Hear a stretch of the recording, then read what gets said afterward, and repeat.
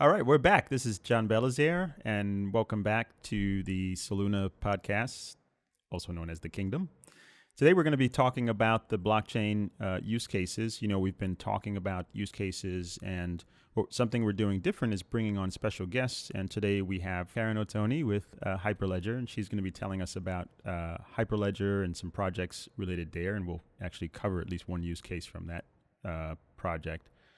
But I'd love to talk more about Karen. She's a very interesting person, and so we're going to learn more about her. And then we also have with us her maiden podcast, Ashley Capuzzi, who heads up marketing. So we're going to talk about blockchain, Karen's background, and some other things. Welcome, Karen. Thank you for having me. So, so what's your official title at Hyperledger, and what does that mean? So I'm the director of ecosystem, and we have about 5 people on our ecosystem team overall, led by Daniela Barbosa, which is our VP of Worldwide Alliances. And so our ecosystem team really spans a wide range of our Hyperledger community. We are a member consortium made up of more than 260 plus members. So a main part of what we do is learn about what those members are building with Hyperledger, see how we can promote and talk about it, connect them with others in the community to learn from each other, establish best practices, share experiences, but also partner as well. And so that's a big part of what we do. But we also really work to talk about Hyperledger to the broader public with our open source developer community as well. So that involves attending a lot of events, doing a lot of talks like these. And that's how we met. Yeah, you're always on the road. And that's exactly. That's how we met back at Token Fest in Boston. Right. Cool. And how long have you been doing that? How long have you been?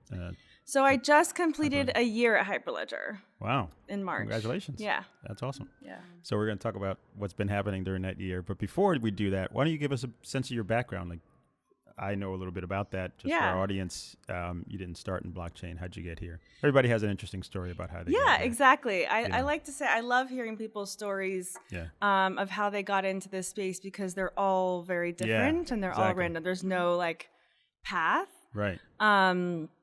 So mine is similar. I'm one of those who has had zero tech background coming into this space. So I went to school in DC. I was really passionate about languages. So I studied, I grew up Brazilian. So I speak Portuguese. I studied French. I then decided I wanted to learn Spanish. I studied abroad in Costa Rica. So I was really passionate about traveling and getting to know other cultures through understanding their languages. Right. And so that led me, I also was very passionate about, changing the world like every college student is. So, on a mission. Yeah, exactly.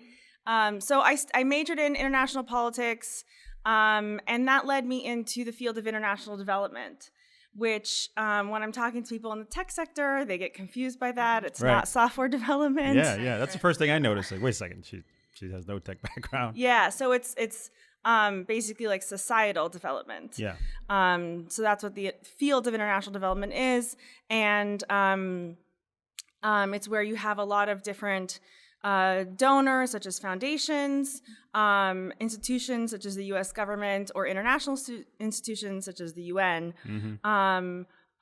establishing these projects to help a developing economy to improve its trade, improve its agricultural practices, improve its education system, its health system, et cetera. Yeah. So I worked in organizations that implemented those projects on the ground.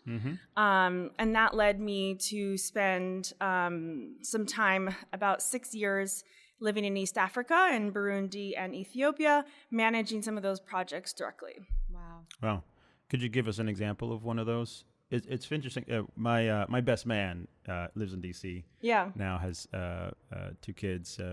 One of them is my godson, and his wife is she works for a consulting company that does a lot of work with USAID, so she travels to Africa. Okay. Do you know the name of the company? I do. I don't remember. I don't remember the name. And she just has some. Most of the projects are about education, right? So she'll cover things like importance of sanitation and clean water and health education, that sort of thing. And she goes and implements these programs, and she just tells me these really fascinating stories about the things you'll see when you go to these countries and sort of the process of how to implement these programs. So I was just curious, like some of and how long do they take to make an impact on these projects? I mean, these are some of the projects that it depends. I'd say most of them are probably minimum of 3 years, but they can go as long as 10 years. There's a really large global pharmaceutical supply chain project that's managed by 2 implementation firms right now, and that's like a 10-year project. One of the biggest USAID programs. I think it's $1 billion because it's helping improve the pharmaceutical supply chain, getting medicine to the last mile. Wow. So yeah, some of the projects that I worked on a policy reform project. So that one's unique because that was in Burundi, and what we were doing was helping create. Burundi was a country, just for a little context, that had gone through 14 years of civil war. If you remember the Rwandan genocide, essentially the ethnic conflict that developed from there, that lasted about 3 months, and then it ended, and obviously it was horrible. But that sort of conflict continued on in Burundi. It wasn't a genocide, but it was a civil war that continued on for 14 years. So they had these peace accords. They were coming out of that just a few years prior. And so what our project was supposed to do was to work with this Ministry of Good Governance to help them establish better relationships with media and civil society. Because there's a lot of distrust from the government on civil society. Right. There was a lot of distrust on the government side of media because they felt like all the media does is criticize them. And so we were there to kind of relationship build and also do some trainings in anti-corruption and also the promotion of women in leadership, things like that. So it was a really cool experience. That's great. So it sounds like that's probably one of your most memorable projects. Yeah. Sure. Wow. And how did you transit? So how long was that one? So I was there 2 years, but the whole project was a 4-year project. Got it. And then what typically happens? So you roll off of that one, then you go into another one, and yeah. So I worked on that project for a year from DC, and then in the second year I went to the field and worked 2 years there. And then I actually left it for personal reasons. My husband was also, or my fiance at the time, was also in this field. And he was working on an HIV/AIDS project in Ethiopia. And we got engaged, and we wanted to be together and not do long distance anymore. So that's why I left. That's a good reason. It's a good reason. Yeah. Sure. I like yeah. that. So the project then kind of continued. I left, and it had like 10 more months after that, and then it closed down. And the close down, it's really almost like starting a business and closing down a business. Wow. When you start, I mean, you have to find office space or furniture, get all the tech set up, hire everyone, hire drivers, and you hire all locally, obviously. Yeah, almost everyone is local. You have to do all that to ramp up. That takes a few months, and then when these projects ramp down, it takes a few months as well. You have to sometimes the USAID has a furniture inventory, so you can put the furniture there, or you have to find a way to sell it. Wow. You close it down in stages. Yeah, set it up and take it down.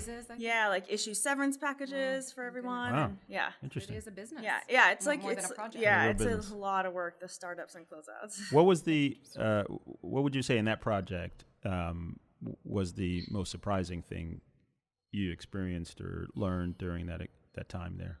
I think I learned the importance of. I don't think I knew that I was learning this at the time, but if I look back on it, I feel like I saw the importance of really sort of empathy and good communication. Because a big part of what we were doing is we were working in an environment where there was a lot of conflict and there was a lot of mistrust, and where people on both sides were killed. And so you have to have, I learned this from my colleagues who were fantastic, amazing people, who had lived through crazy things that I could never imagine. And you see how much that they see that, like, you know, it's all so unnecessary, this conflict, and we just got to understand each other. Transparency. And communicate better. And so take us through, like, so how do you go from this project, you get married?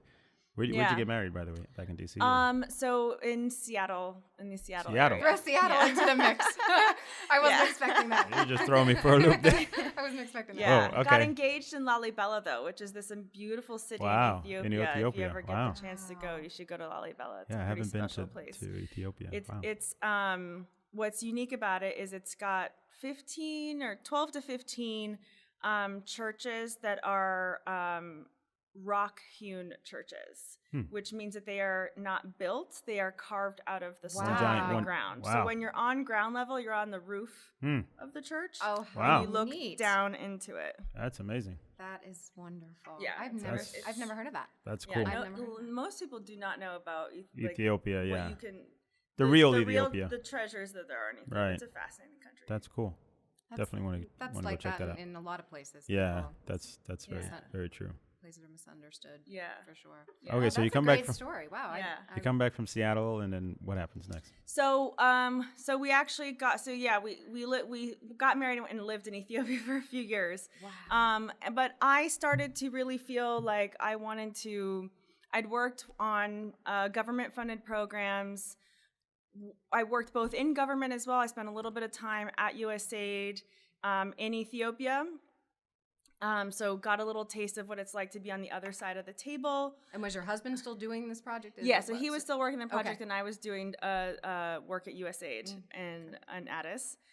So that was really unique, you know, because when you're a contractor and then you're the person handing out the contract, it's very different. Right. So you start to have empathy for, like, okay, you're always frustrated by this, but now I get why they were so slow, or, you know, approvals are so hard, or Right. So that was really useful. But I kind of really started getting more excited about what was happening in this social enterprise space, about, you know, what was happening in conscious capitalism, or just these ideas. Things like microfinance and things like that. Yeah, just these ideas of how to use business for social impact. Yeah. And I thought that was an exciting way to learn something new, but also do something in the field Not that get I was too in. far out of your comfort zone. Exactly. And so I decided to go get my MBA, and so that's what brought me back to the U.S. Got it. I went to school for 2 years in North did at Carolina. Duke. Yeah, Duke. And then after that, that's when I got into the blockchain space. Well, there was like a bridge there. Yeah. What was that? What was that triggered it to get you over that bridge? 'Cause That's how you tell stories. You know, then I was Superman. You know, like it doesn't work like that. Sudden I ended up. Hold on a second. Wait. Okay. So you got the MBA. Yeah. You're walking out. You threw your tassel, whatever. And then what happened? So How did no, you so You get say technology. I So got it was a little before that. So I had some exposure to the technology briefly. Like I have this memory of being in Ethiopia, using my really slow internet to look up what Bitcoin was, because I was seeing it in the news and I didn't know what it was. And I think it must have been something around Mount Gox or something, Okay. which is why it was in the news. And so I looked it up on Wikipedia and was like, oh, that sounds really cool. And then forgot about it. I was like, okay, cool. I learned something. Right. And then when I was in school, there was this class called something crypto ventures or whatever. And I wanted to take it, but I couldn't fit it in my schedule. And I always say it would have been really useful to take that class, because it would have made my my next job a lot easier.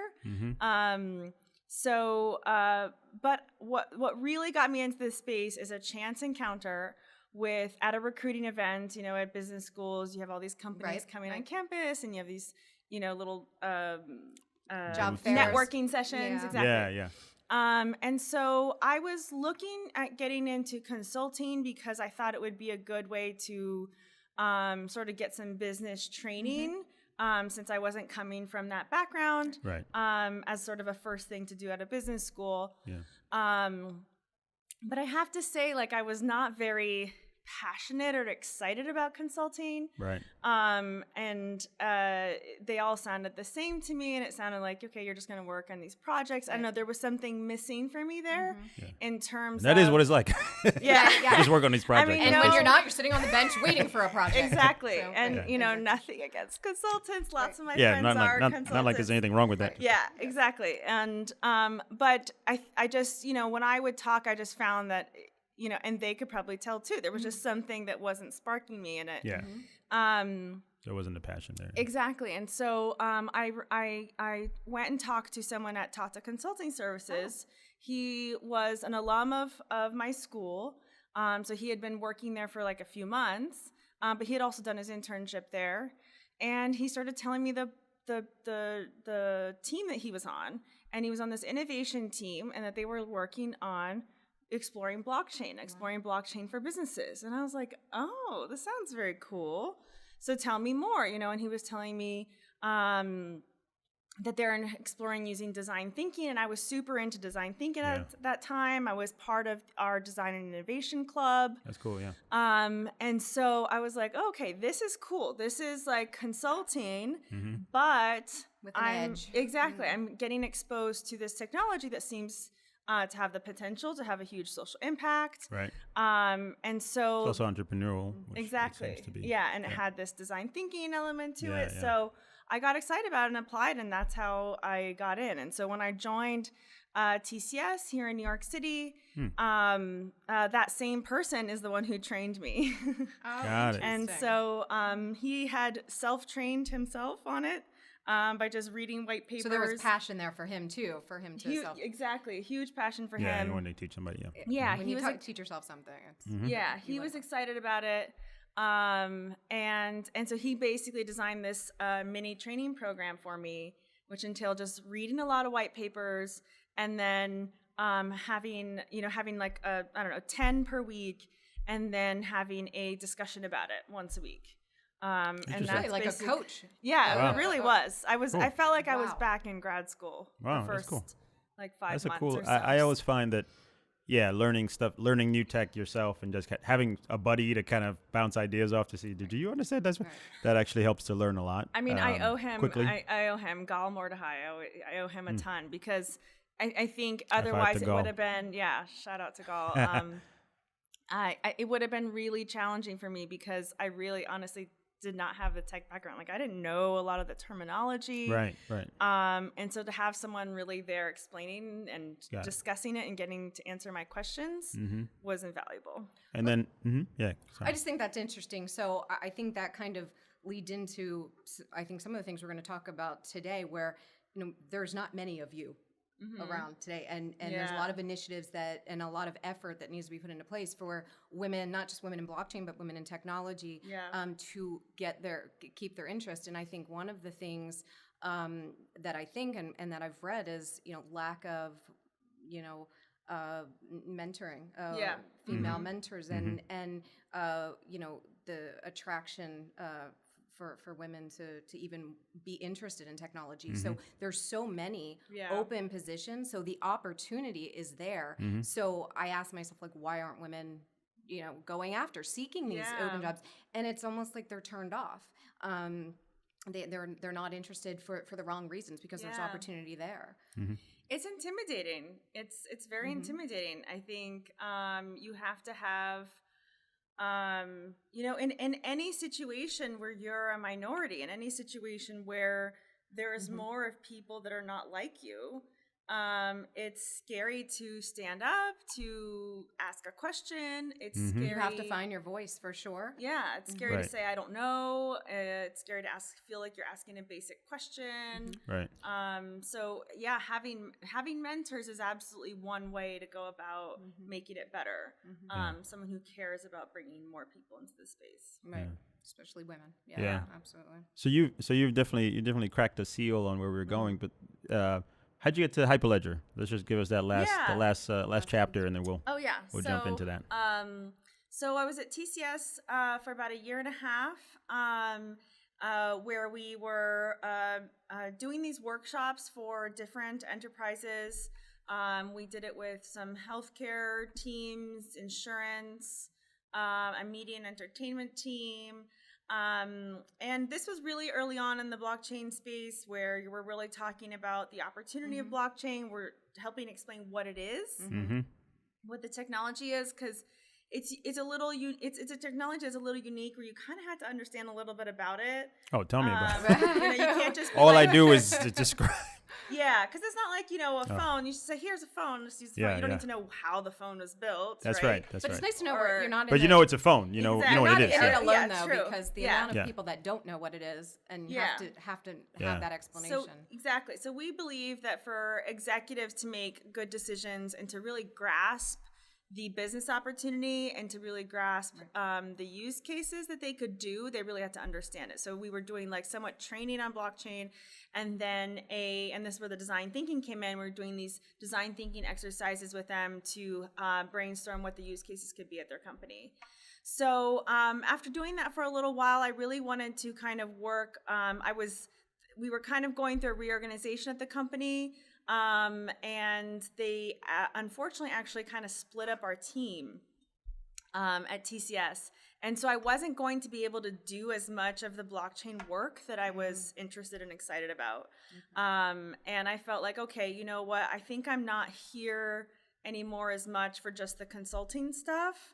Right. I'm really, now you were going back to the consulting world with that split, or or just it wasn't going to be just blockchain. I was going to be doing broad consulting on other things that TCS does. Yeah. Like infrastructure or DevOps and things like that.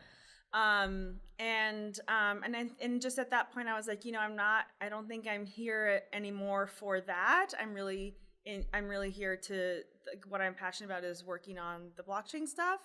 And if I'm going to be doing less of it, maybe I should go to a company that just does that. Right. So, so that's when I started looking for new opportunities. And did you find there were a lot and you just landed at Hyperledger? No, it definitely took some searching. I think it was funny because it was a time where there was it was the boom, because I was started looking around. Yeah, early 2018, actually right during that huge ICO boom. Yeah. Oh, 2017. So early 2018. Late 2017. Early 2018. And still pretty hot. Yeah, it was very hot. And then and so it was funny because there was a boom, but that didn't necessarily translate into a ton of roles. And I think that's been a challenge for other friends that I've had who have looked for opportunities in this space, where, if you're a developer, you're set, right? But, some it depends really at what stage these companies are at, where they have sort of the more business opportunities. So anyways, I started having conversations with Hyperledger team early on, and then joined them, March a year ago. Got it. That's interesting. I want to touch on that comment about sort of there aren't a lot of big projects yet, and obviously Hyperledger is focused on the bringing blockchain to the business world, and I liken it to the internet when the internet was taking off, and everybody was sort of tinkering with the technology. Companies went from sort of that tinkering to sort of jumping in, and then that just sort of opened up the world to a whole sort of resource drain. Like, we need people to build websites for us and all that kind of stuff, because that seems to be what this thing is for. And everybody says if we don't do this, we're going to die. So we need to get into that. I'm curious whether where you think the sort of evolution is now that you've been there for a year. Are people still tinkering, or are they getting into real projects now. They've sort of figured out like this is what this thing does, and we all need to do like we need to, you know. Or are you still and in then the that's educating mode? and then that's creating these big projects. That's when the you know the TCSs and the Tatas come in because like somebody wants to build like a giant new platform or something like that. I'm an enterprise software guy, so I get that whole evolution. So no, it's definitely into the serious big project phase. Yeah. A lot of so Hyperledger, you know, Hyperledger doesn't implement any of these projects. Yeah. What we're doing is, but you see them, you're able to see. Exactly. We're exposed You're to them. cultivating the community that uses the platform to build them. Exactly. Right? Yeah. So we're cultivating this open source developer community that allows this code to be built in a multi-stakeholder manner, and that serves as coming from the best practices of Linux Foundation for 16 years, right? So provides this framework for which these frameworks and tools, I guess framework for frameworks and tools, can be built in. And we are definitely seeing, so we have a few different frameworks in our greenhouse, as we like to call it. Yep. We have 12 total, so Yeah. it's expanded recently. We went from 10 to 12. The most well-known blockchain framework is Hyperledger Fabric, but and that's a multi-purpose blockchain framework, but we have a couple other multi-purpose ones as well. So there's Hyperledger Sawtooth and also Iroha that are multi-purpose. That means it's not applying to a specific use case or industry. Right. And then we have Hyperledger Indy, which is a digital identity solution. And so we're seeing production level use cases in almost all of those. Wow. Oh, that's great. That's good. We got to come back to that. Yeah. Wow. So let's go back to this conversation we sort of started to talk about. Oh, yeah. I mean, obviously, when you came into the space, 2017, 2018, I was actually coming into the space around the same time. And the first thing I noticed was blockchain attracts some very strange people. Like a very wide array, like all of it. It's right? like diverse is like a thing. It's diverse. it's not powerful enough of a word to say what you see in the space. Again, no disparagement to people out there, but I'm just saying, I'm used to like very homogenous, generally speaking, people of interest, but you just see range of people from different backgrounds. And I think it has a lot to do with your point about people from all different backgrounds found Bitcoin, blockchain in the sort of, serendipitous way to some extent. And they kind of, got trapped, and went down the rabbit hole. But the other thing I remarked on are women. Yeah. And the other thing I remarked on is like, among all these weird people. There's so much diversity, but no women. Yes, there are no women. Very few women. And did you see the same thing? And what did you think of that? Yeah. So, I think I've always just, been someone who was interested in that topic, and someone who's always kind of paying attention to any sort of inequality or injustice anywhere, whether it's gender or other. Yep.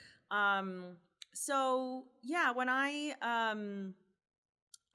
soon after I started working in the blockchain space, Tessie Moraine from Consensus, along with Amber Balday and a few others, decided to start this Women in Blockchain meetup here in New York City. And I attended the first one. I was like, this is really cool. This is awesome, because I'm new. Yeah, it's a great way to start networking because I with think people. I think the first meetup was in September, and I just started my new job in August. Yeah. So I thought, okay, because one of the things that my boss had told me is, he says, you got to go to meetups. Right. That's like where everyone's at. That's where everyone's talking and meeting. And that's where like all these good presentations are happening. You learn a lot from going to the meetups. And that's still advice that I give to people who are new to this space and wanting to get in. Yeah. Is I say you got to do an internal self-study, like spend some time reading. Yeah. But then you got to spend some time outside and just meeting people and going to events. So I was like John's philosophy. Yeah. So Yeah. I mean, exactly. So That's exactly what I he did. spoke at a meetup. That Yeah, was my yeah. first experience Yeah, with a yeah. meetup, Oh, and then cool. you introduced me to Women in Blockchain, and that was Yeah. my Yeah, first yeah. introduction. And so People were like, I don't know if I was losing cred, but because I I always call the Bitcoin network Satoshi's network, and they're like, nobody calls it Satoshi's network. You're not a real blockchain guy. You're not a real blockchain. But then when I presented my project, you're like, all right, we'll give you some credit. Yeah, that's funny. And so, basically I went to that first meetup for the same reason that I think a lot of people did, is that, okay, this is something that feels like a safer place to explore this new topic and this new technology. Mm-hmm. But then I kind of dove in and got really busy reading white papers. So I didn't go to the next few, and then kind of came back to it in the spring when I actually spoke on a panel at one of the meetups on a supply chain panel. Mm-hmm. And it was after that I was like, oh my gosh, I really want to, now that I feel like I've studied this more and I feel like I can talk about it, I really want to get involved in this and help more women come in and feel like they can learn and they can explore this space and ask be questions and be part of something that is that is so I asked Tessie if I could join the organizing team. I think at the time there were 2 or 3 of them, and so a couple others joined, so now we're 6 women who organize these meetups every month. Oh, that's great. Yeah, highlighting women speakers always. Mm-hmm. Men are always welcome to come, and we're still invited. Okay. Yeah, a lot of men come. And I think we had a group of guys that were coming for a while, and they said, we love this meetup because it's just more fun than the other ones. Women are more and fun. not just smarter, because I'm sure they were like well, roosters in the hen house, but that might have been a part of it. Yeah, well, but I like to. You still got them. I like to think that our meetups aren't just someone dryly speaking about a technology in front. Right. And talking at you and blah, blah. Yeah. We look for engaging speakers, and there's always a networking element in the beginning and end. And I think one thing that's really different is we actually always have a workshop type interaction after the speaker. So people can work on something together. Exactly. So we always have some question that we then pose the audience. Oh, that's cool. And we say, okay, turn to the 4 people next to you and think about this question, and then come and report back to us. That's cool. And it's nice, I think, because it's a less awkward way to network, because everyone introduces themselves and they get to know each other by sharing their own points of views in a way that doesn't seem like, hi, what's your job? Hey, what are you doing here? Yeah, and what do you do? They get to know each other. What do you do? Yes, they get to know each other in a more organic way, and they get to feel intellectually stimulated, engaged in the topic.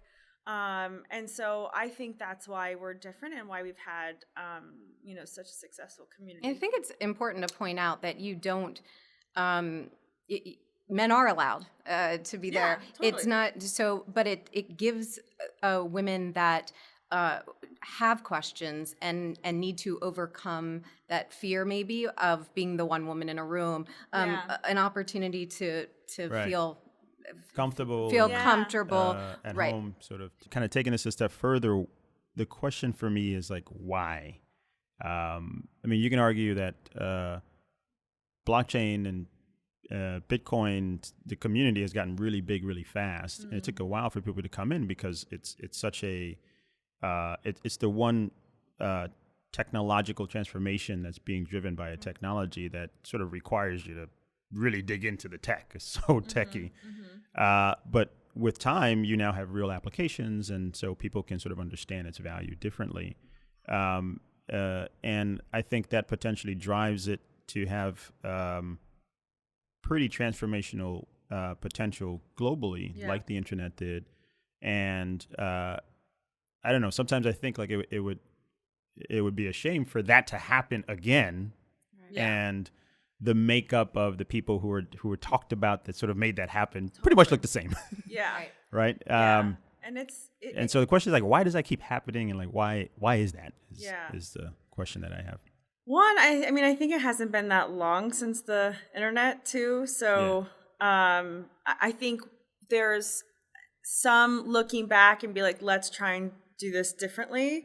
But I think, as we all know, with just everything that's been happening the last couple of years around women and women's rights and diversity and, you know, like our administration or the Me Too movement, et cetera, right? I think we realize that there's still a lot of work to be done.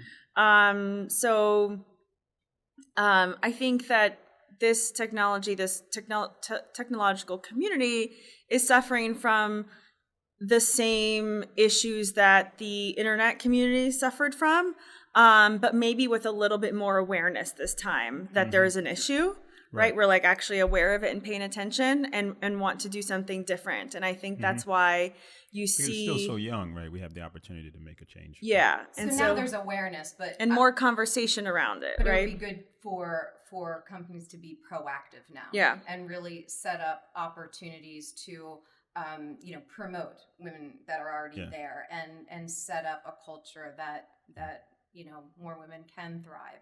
Yeah, because if you look at the broader IT community or IT landscape, and let's say blockchain is like a small part of that big landscape. Yeah, numbers are depressing. It's definitely sad when you look at the numbers, and I think it comes from a few different things.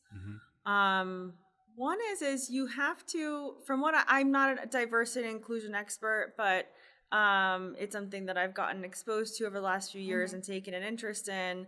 But, you know, it's not something that's just going to happen kind of automatically just because you have nice company policies or something. You have to take explicit action to invite people in.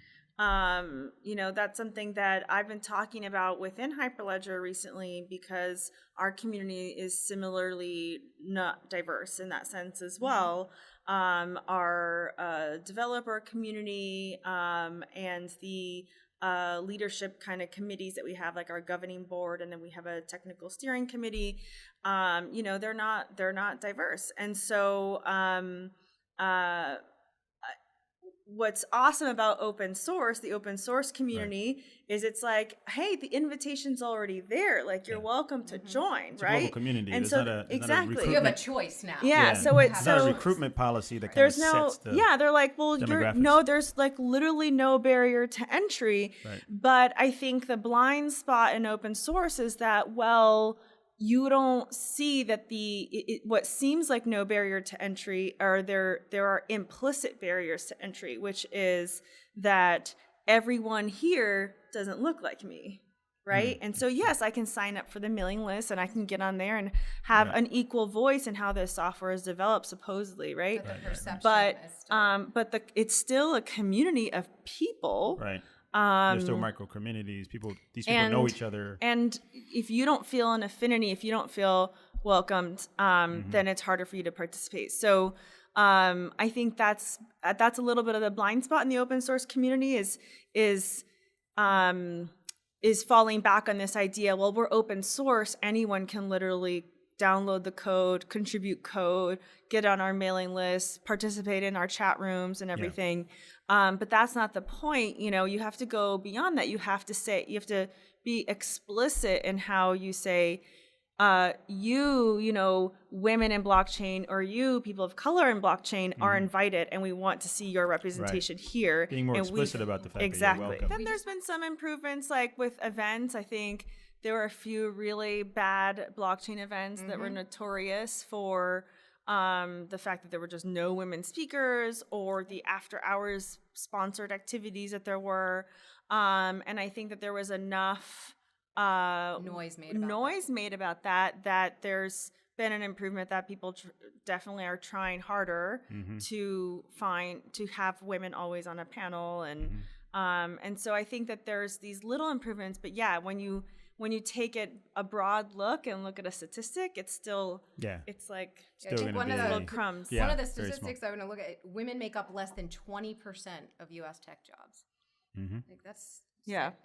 And so a big part of it, I think, you know, for the next tech wave, right, in 20 years, is you have to start younger, right? You have to start with education and like gender neutral education younger, Yeah, right? 100%. Yeah. You know, when I was growing up, like I was always interested in my science classes.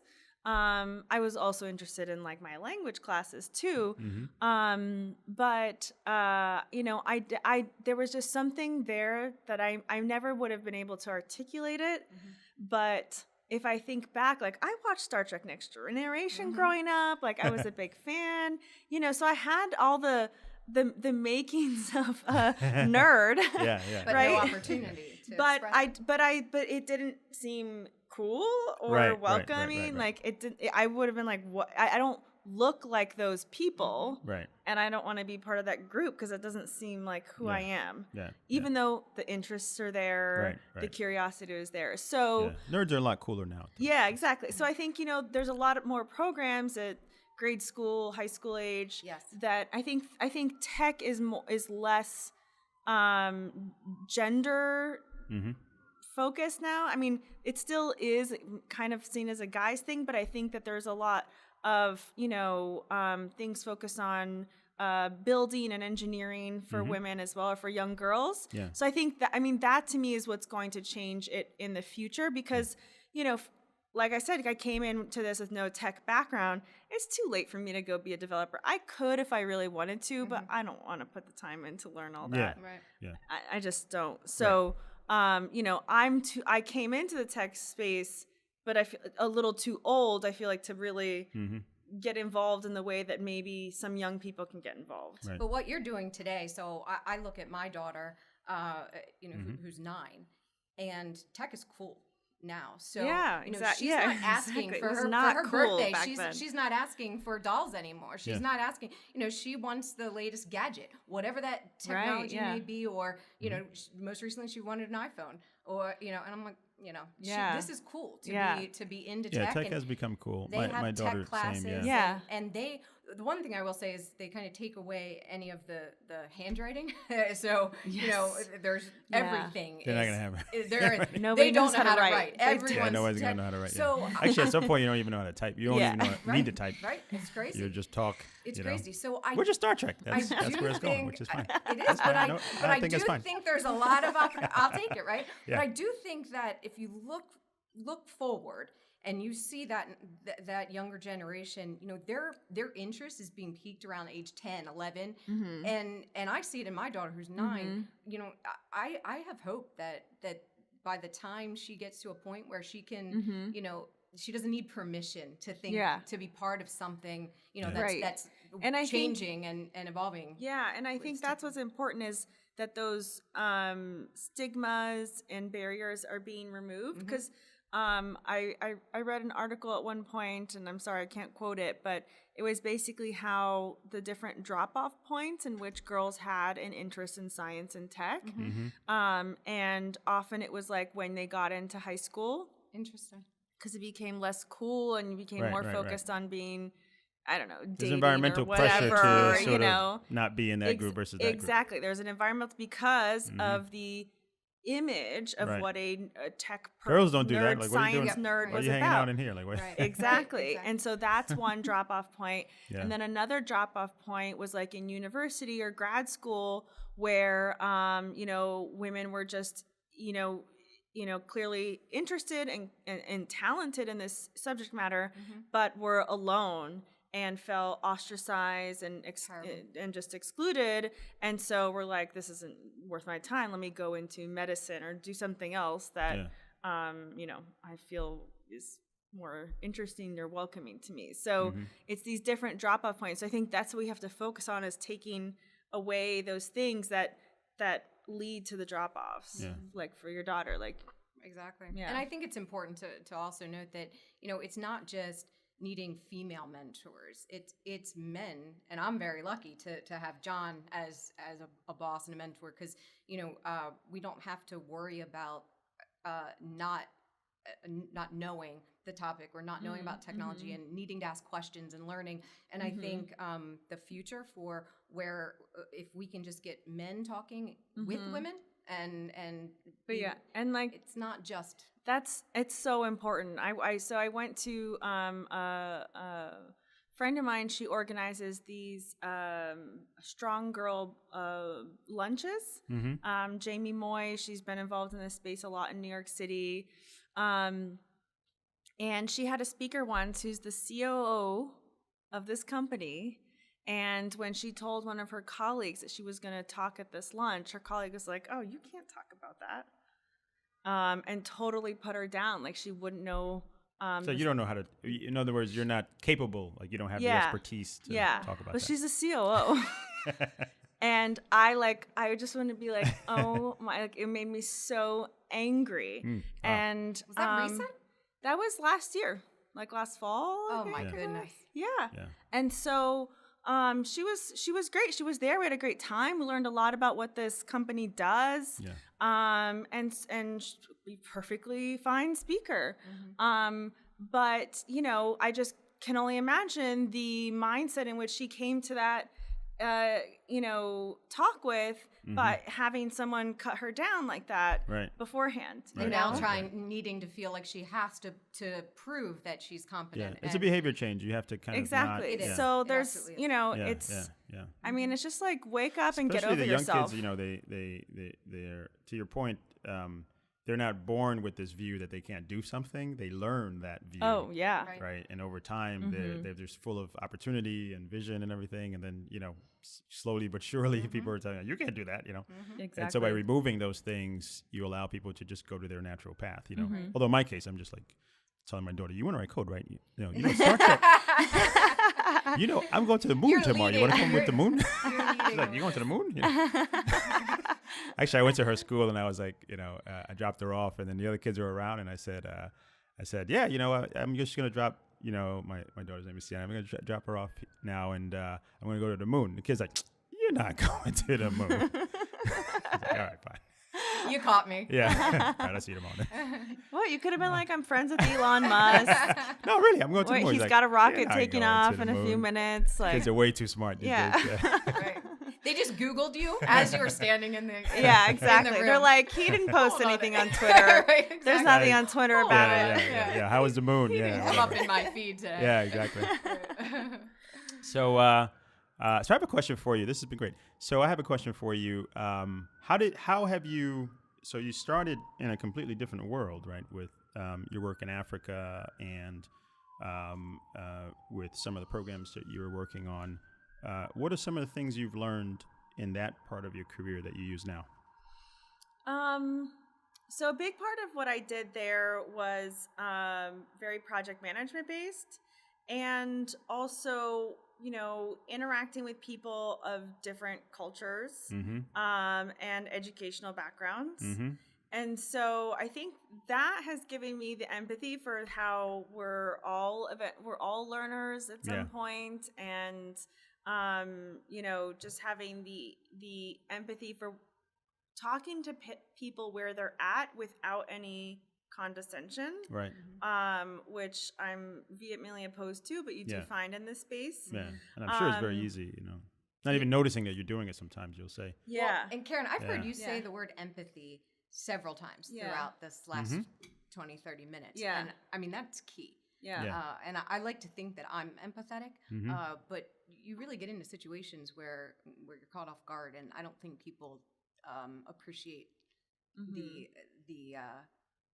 what it takes to be empathetic and feel empathy for someone. And I think that is a core thing. And having lived it yourself, like coming into the industry, you had to go through an experience, and exactly. And as you see other people trying to come in, empathizing with the fact that I know it's hard, and you're going to have to do. Don't underestimate. That's helpful. Yeah, and I just think it comes from this idea. I think because it's a new space, and you really have to do a lot of your own digging to learn about it. Yeah. That people feel like there's a badge of honor of having gone down the rabbit hole. Yeah. And if you don't know something, maybe you didn't go deep enough down the rabbit hole. Right, I don't know. It just, to me, it's just all dumb. Yeah. And just unnecessary. Like, you're trying to grow a field, you're trying to grow a technology.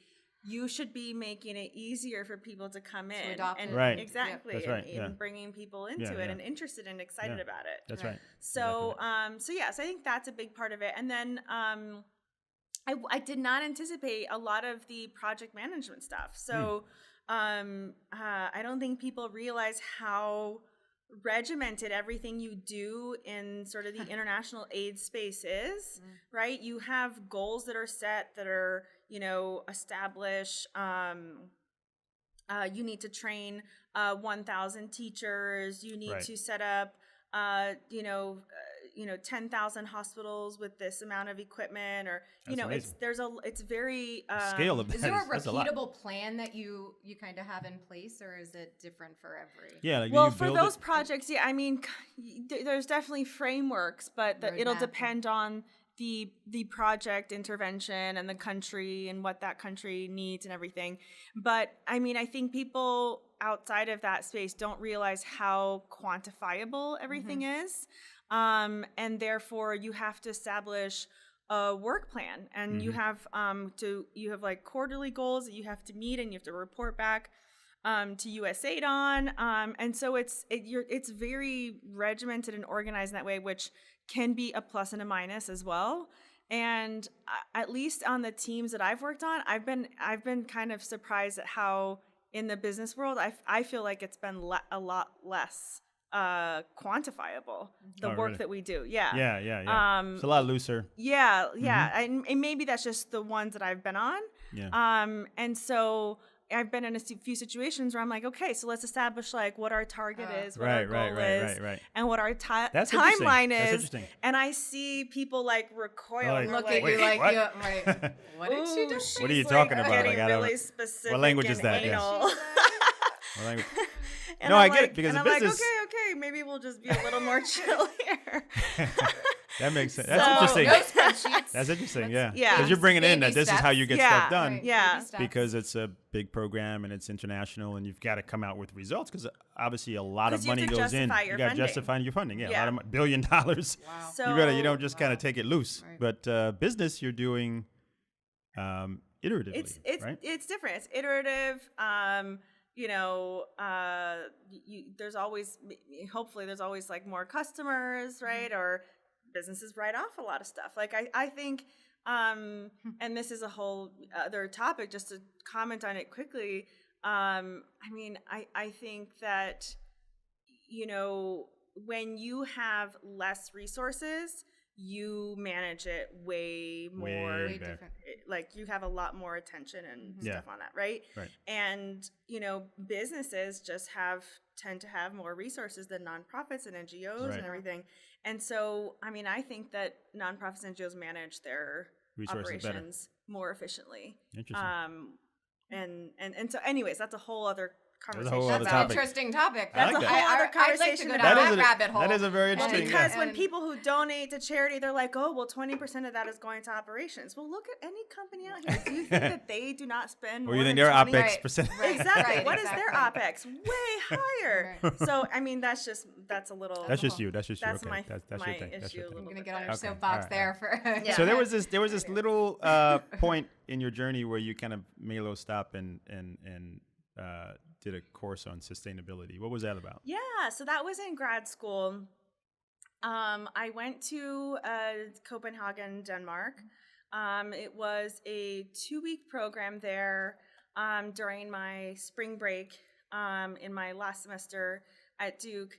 And what we did is we just studied sustainability and really how Scandinavian companies and countries just do sustainability just way better than everyone else. And why are they so good at it? You outlined this in a blog that you read. I was reading the article. Yeah, and I'm so glad you brought it up, because I actually read it again. And I was like, I hadn't read it in three years. I wrote it 3 years ago. Yeah. And so it was really fun to look back on it. And that's great. I think, it's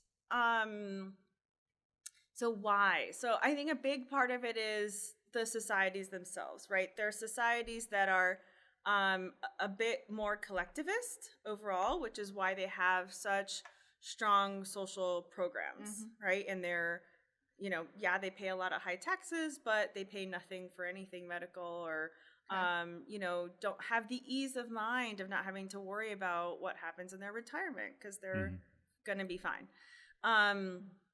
And so I think that is sort of an underlying cultural thing. So you're saying culturally they're collectivists in that they they think about the collective and try to better the collective versus Yeah, I mean, I think they everybody for understand that they're themselves. a part of a whole. Yeah. And I think in in the U.S. more, or North America, or maybe Western Europe, there's this, I think a lot has been lost from this focus on short-term profits. Because if you're just focused on the short term, you're inherently not thinking about the implications of your actions later on. On the collective good. Exactly, and on the collective good. There was this quote. The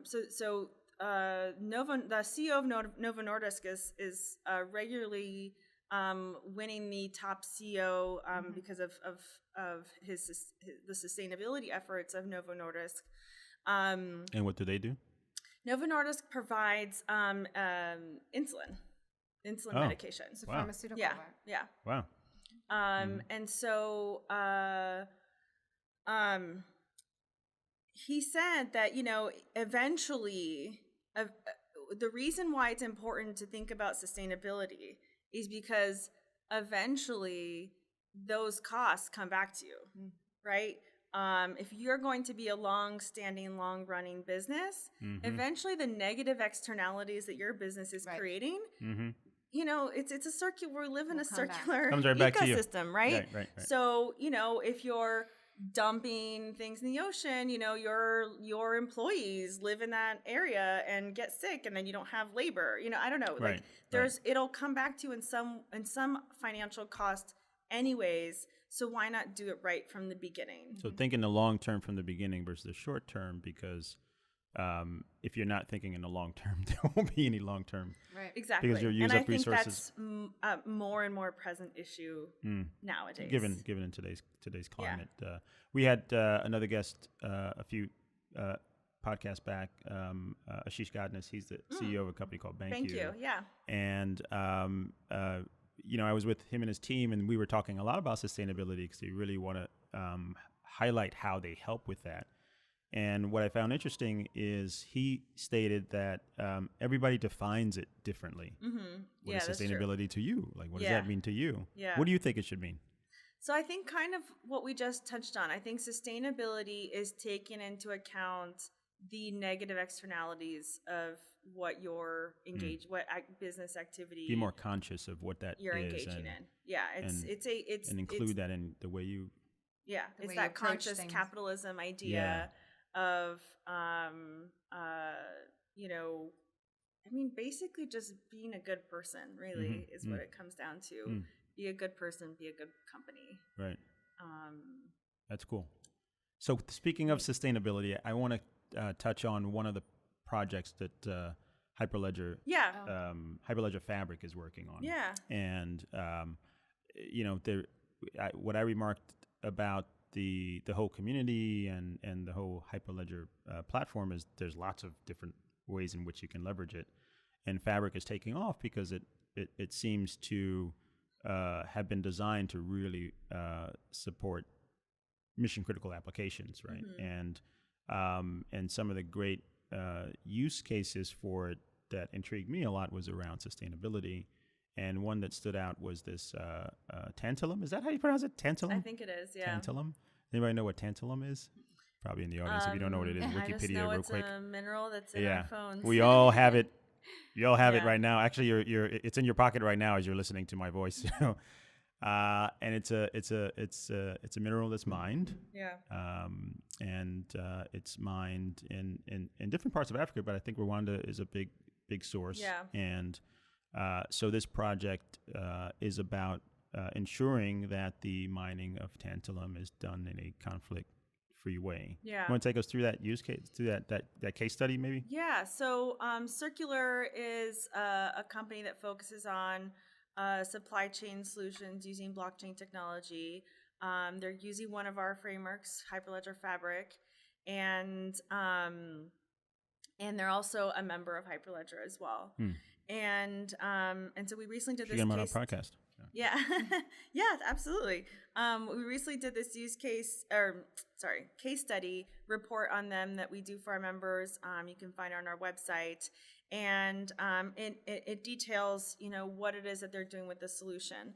And we do these case studies for projects that are a bit more advanced, that have seen some successes, achieved some milestones, and are dealing with real transactions as well.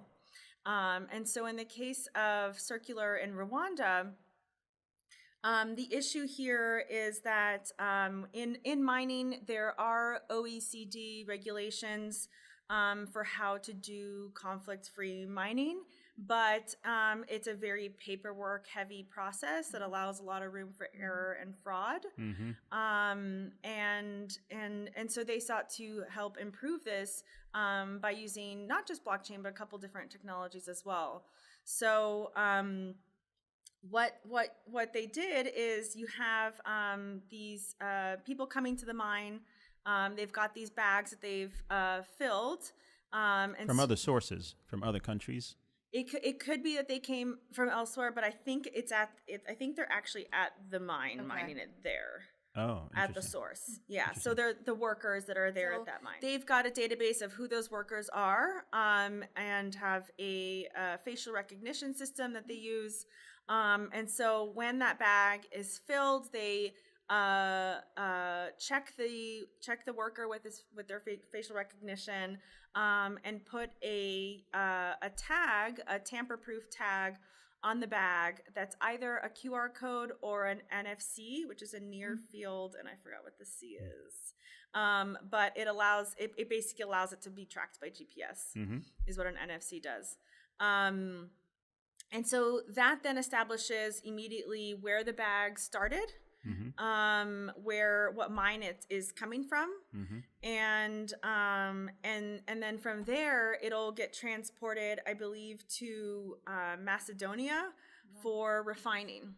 And so when it's refined in Macedonia, it's actually crumbled down to like a powder. Yeah. So and in the study, the CEO of Circular is quoted saying, supply chain traceability is a lot harder than food traceability, because like a banana stays a banana the whole way. Whereas, I know where the banana came from. A banana doesn't turn into a diamond right. at the end. And so it's a lot harder because the product is transforming, right? So what they do when they're refining it, in order to continue to keep track of it, is they manage the input weight, and the output weight has to be equal. Which I thought was a pretty clever way to do it. Yeah. And so all along the way, there isn't any loss in the. I mean, I don't know. I don't know those details. I imagine there's probably some range. Like minuscule. Probably account for that. Yeah, but that would still make it about equal. Still, yeah. There's probably a threshold, I would assume. Yeah, exactly. Yeah. And so all along the way, they've got this QR code, and it's getting scanned at these different checkpoints along that supply chain. And that whole process is getting recorded onto their Circular protocol network, which has these different smart contracts that manage the handoff between each person or actor, really, in that supply chain. So I think from Macedonia, it then goes to the US for shipping, then to China for assembly. And then I think in Asia is when it finally goes into our phones and the market. Which are capacitors or something like that. Capacitors, exactly. I didn't even know as well. But the idea is that you now, one of the things I learned around this whole sustainability movement is that the two things are happening. Number one, there are laws that are being created to ensure that the component materials are conflict free. And then the second is that the new generation of consumers, millennials and younger, are becoming more conscious about where their product really comes from and the source of it. And so you want to be able to know where all the components in your phone or components of your food, that sort of thing, come from. And so if there was like a universal number or URL where you can go and say, this is everything that's in your phone and this is where it all came from. That's pretty pretty powerful. Right. And blockchain is a great Yeah, and I application think- for that. Yeah, and so I think in their end product there is a serial number that you can look into, but then I don't know where that what What that it traces goes back to. into. So it might be that final buyer can look into it, right? That's the end consumer. If we took apart our phones, maybe we'd be able to see that and find it in there. But then I thought to myself, Why like, don't you so try that? I wish I could, but then I thought to myself, but then what if you type it in and it's not, it says like, no, it's not conflict free. So then what do you do with your phone? Like, I'm going to be like, you put it on eBay. Like, what are you going to do? Do I get rid of my phone Are you now? still Well, I feel if it's got that number on it, it is conflict free because it's been Right. part of But I that think what John's saying is, supply what if you chain. type it in and If it it's doesn't not, exist? It's not in a then- database. It's like, well, oh, I this is mean, the uncomfortable. Or your phone might be. The uncomfortable thing about this topic is that you most certainly have conflict That's right. minerals in Out your there. like you absolutely own conflict minerals. Right. That's right. Right. Before this solution, there is fraud. So right now you have material that's probably. Yeah, and this is one solution in one area. They're hoping to onboard more, but it's by no means like a widespread solution at this point. And a lot of the more conflict or slave labor minerals out there are coming from the Congo, where I don't know I don't know how good those processes are there now. Right. But I mean, Apple definitely uses minerals from the Congo. That's right. Yeah. So there's no way around it. Yeah, and so it's really a very uncomfortable topic for me. It's a shame. Definitely because you can't not use your phone, right? Right. It's very hard to opt out of a system like that at this point. So that's why I'm really excited about companies like Circular who are trying to increase transparency. There's also a company that's also in the Hyperledger community as well, Hyderledger. They were one of the first to do kind of the supply chain traceability thing, and so they work. What are they tracing? With diamonds in South Africa. Oh, interesting. So they helped bring some more transparency to the diamond certification process, Right. to avoid conflict diamonds. Got it. And so, I love that this technology can be used for those types of things. No, I think it's a great movement, And and I it's think so if it's new. successful. They're like, this is just the beginning. Just the beginning. Yeah. It's very early on, and the thing jumping back to circular is the issue with sustainability, getting it to get implemented is, well, who's going to pay for it? Because becoming more sustainable in the beginning costs a bit more. Yeah. Again, that long-term vision over the short-term vision is hard to overcome. That's a good point. And yeah, a lot bringing of it back, like yeah. Yeah, and so the a lot of the upstream stakeholders in a supply chain were usually the ones being burdened with that cost more because that's where it all starts. And so having systems like these makes it easier for those early on to participate in a system that's more sustainable and help bring that visibility and transparency. And Because the cost comes down. Like you don't implement the process that drives a bunch of paper, which is very expensive. Exactly. So you can use. Yeah. And so it makes it easier to do that. And so it can be a bit more win-win in that situation. That's cool. And I think in this case also helps increase revenue for the Rwandan government as well because of the transparency of the supply chain. You're getting better prices. Yeah. And there's other projects that are doing things like that about the visibility into pricing. Like Oxfam has a project in Cambodia with something they call block rice. That's using Ethereum, but it's giving farmers visibility into the supply chain about the supply chain and rice there in Cambodia. And a big part of that is the visibility into the pricing. Because, if you're a rural farmer, if you don't know what the market price is, you can undersell your product significantly. Be taken advantage of. Yeah, for sure. exactly. Yeah. Wow. That's great. That's great. interesting. I mean, I certainly encourage everyone to check out the projects on Hyperledger. I mean, just spending the time preparing for this podcast and learning more about Hyperledger, I was fascinated by how many interesting projects are kicking off and how developed they are. They're actually quite mature in terms of what they're doing, and they're solving real problems. Yeah, there's a lot going on in our community, we're completely open. Everyone can join. Yeah, anybody, women, we've got people of color, all of you. And I'm explicitly inviting you to join. Yes, you heard it right here. You heard it right here for the first time on You heard Saluna it right Podcast. here. Exactly. We've got,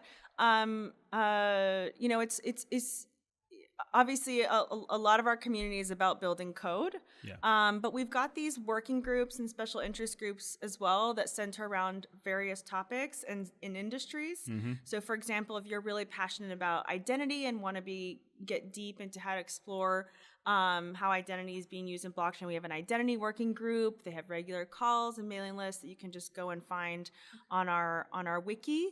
And then we have these special interest groups, one of which I'm involved in, which is our social impact one. But we have other ones that focus on public sector. So that's bringing government actors to talk about use cases, best practices, or standards, or working on a white paper together. It's just bringing those communities together. There's other ones on supply chain and telecom. So there's a lot of different ways to get involved. You don't have to just be a coder. Right. You can be a business person and be involved in our community as well. And they're mature communities, and you're continuing to add. Yeah, exactly. Time. We're constantly adding more. Does Hyperledger have a BHAG, a vision? So I think Brian Belizaire is definitely the best person to express this because he's our evangelist in chief. Mm-hmm. But the Hyperledger vision really is to create a stable, sustainable code that enterprises can use and rely on for their real business transactions to use and leverage this technology in a wide variety of industries. And our philosophy is that there's never going to be one blockchain to rule them all. We think that there's definitely going to be less than there are out there now. Right. But there's going to be a few, and we hope that the ones in our community end up becoming a standard because of how well they're developed, how good the ecosystem is around it, the commercial ecosystem that's building around our different frameworks as well. And so we are a community of different types of tools that enterprises can use when they're looking to employ this technology. And they can be sure that, okay, this was developed with my business kind of needs in mind. Got it. Last question. Who are some of the women you admire in the blockchain space right now? Oh, yeah. So one who I always go to is Amber Balday. She used to work at JP Morgan. She helped develop the Quorum platform. And she now started her own company called Clover, which helps make it easy to build applications on different blockchain frameworks. And I think to me, she's just overall a good cool person. Badass. Yeah. And but she's wicked smart and but also very articulate and a really good communicator. And I find that she encompasses that sort of empathy where she understands her audience and talks to what that audience needs, not down to them ever. So she's genuine. Even though she's really smart. Yeah. And, could if she wanted to, right? Yeah, she could throw her weight around if she wanted to. Right. But doesn't. And she really has a very clear way of articulating things. Every time I've heard her speak, I learned something new or some new aspect of this technology. So I love hearing her speak always. Another person that I wanted to highlight as well is Elizabeth Rosiello. She's with BitPesa. She started BitPesa. I don't know if you've heard of that. No, what's that? Okay, BitPesa is a really, really cool company. She was, I think, the first, one of the first female founders in this space, and I think established the first Bitcoin exchange for African currencies. Oh. So what BitPesa does is enables frontier markets to engage in payments with Bitcoin and then with the world. So makes it much easier for small and medium enterprises in those regions working with a Nigerian naira or the Kenyan shilling in order to do business across Africa and outside. Oh. And so does it use a coin? Does it have its own coin, or does it just allows them to convert it to Bitcoin? So they basically are a liquidity maker. Got it. How old is the company? I'm not too sure, but she started it early on. Okay. I'm gonna 2014-ish or something. Yeah. So I feel like she was very early in this space. She's worked really hard to build that business. I've heard her talk about, against a lot of odds of being a woman founder, and having a really great business idea and model, and being a pioneer to do it that early on, and having trouble getting funding, right, or investment, right. Wow. And so I know she's gone through a few rounds, and they're doing well, and they're expanding. They're in I think a group 70 employees, and they're in 7 offices across Africa. Check them out. So she's just like a really cool CEO who's, I think, doing really good work in a necessary market that not a lot of people are paying attention to. Well, let's leave it there. This has been a great tour with Karen Ottoni. Yeah, this has been such a wonderful conversation. Thank you so much for having me. It was so pleasant. Absolutely. All right, guys. See you next time.